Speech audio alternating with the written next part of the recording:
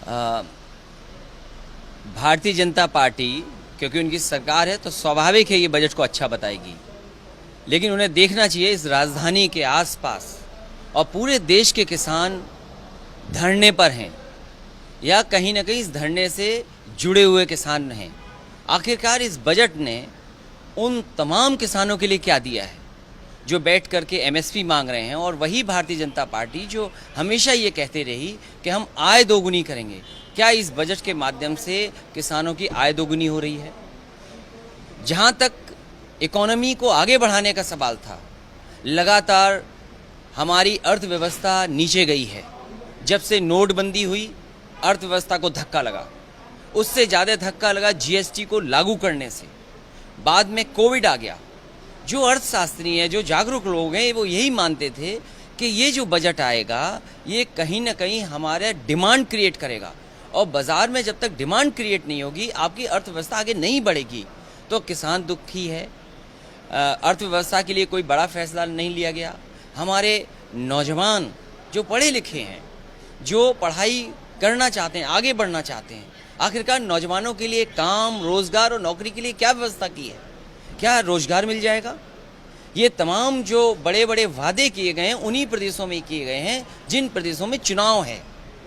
ये बजट निराशाजनक बजट है, दिशाहीन बजट है।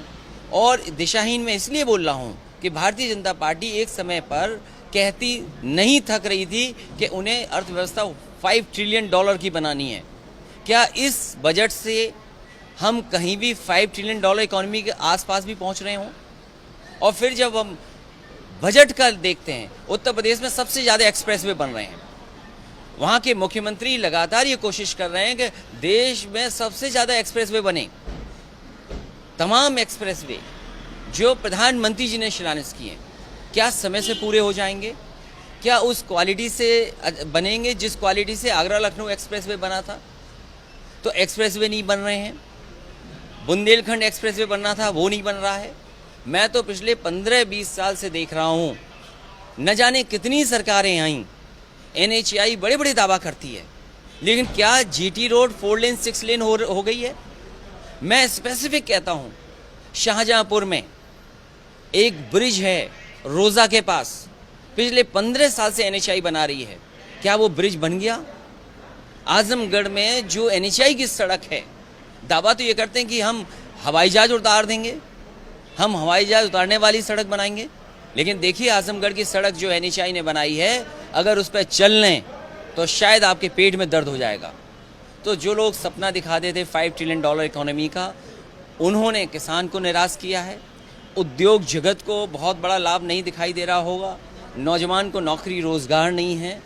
इस बजट ने हमारे गरीबों किसानों को धोखा दिया है। किसान लगातार प्रदर्शन कर रहे हैं और उनकी मांग एक ही चीज़ है कि जो 3 कानून हैं उनको वापस लिए जाएं।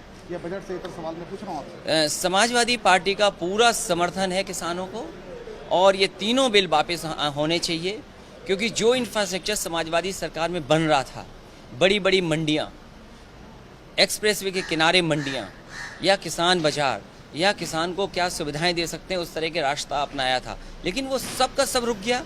आखिरकार वो मंडियां क्यों रोक दी गई? वो कौन से स्थान हैं जहां पर किसान को अपनी फसल का पैदावार मिलेगी?